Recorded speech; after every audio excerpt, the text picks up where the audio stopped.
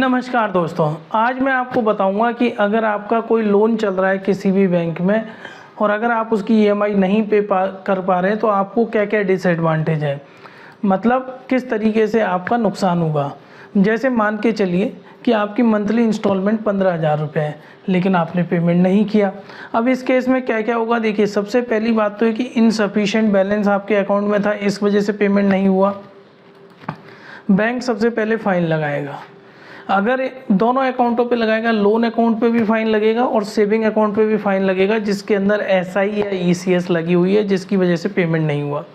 दोनों में बैंक अपने अपने अकॉर्डिंगली फ़ाइन लगाएगा, जो कि 295 रुपये से लेकर 3,000 तक हो सकता है, क्योंकि कई ऐसी एनबीएफसीज कंपनीज है 2-2, 3-3 हज़ार रुपये तक की पेनल्टी लगा देती है लोन डिफ़ॉल्ट पर। दूसरा, आपके बैंक अकाउंट में होल्ड लग जाएगा। मान के चलिए अगर आपकी 15,000 की ईएमआई है तो 15,000 का होल्ड आपके अकाउंट पे लग जाएगा। लेकिन होल्ड जनरली तभी लगता है तब लोन अकाउंट और सेविंग अकाउंट सेम बैंक में हो।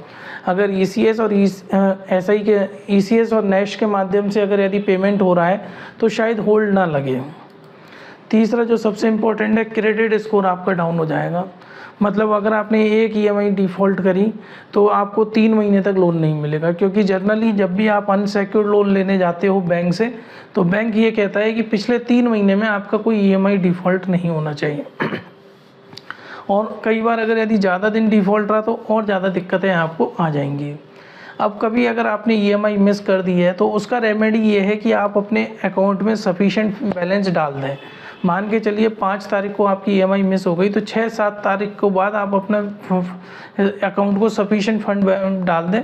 उससे क्या होगा, सिस्टम ऑटोमेटिकली होल्ड हटा के ईएमआई रिकवर कर लेगा।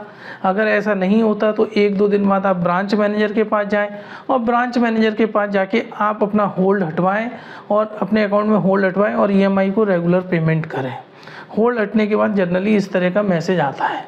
हाँ, एक चीज़ का ध्यान रखें, अगर आप 90 दिन तक ईएमआई पेमेंट नहीं करते हैं ड्यू होने के बाद तो आपका अकाउंट एनपी हो जाएगा, नॉन परफॉर्मिंग एसेट।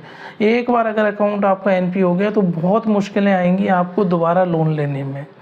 तो मेरी यही रिक्वेस्ट है कि अगर किसी वजह से अगर आपकी ईएमआई डिफ़ॉल्ट होती है या मिस होती है तो तुरंत जितनी जल्दी हो सके उसको बैंक में पेमेंट कर दें, नहीं तो अननेसेसरी नोटिस आएंगे, ऑक्शंस के लेटर्स आएंगे, जो कि आप ही को ही परेशान होंगे आप। फ्रेंड्स, मैंने एक वीडियो और बनाया है जिसके अंदर मैंने बताया कि अगर ईएमआई मिस होती है तो अकाउंट में होल्ड कितने अमाउंट का लगता है, वो किस तरीके से रिमूव हो सकता है, क्या क्या कॉम्प्लिकेशंस आती हैं। उस वीडियो को देखने के लिए आप ऊपर जो आइकॉन दिख रहा है वहाँ पर क्लिक करके देख सकते हैं। धन्यवाद।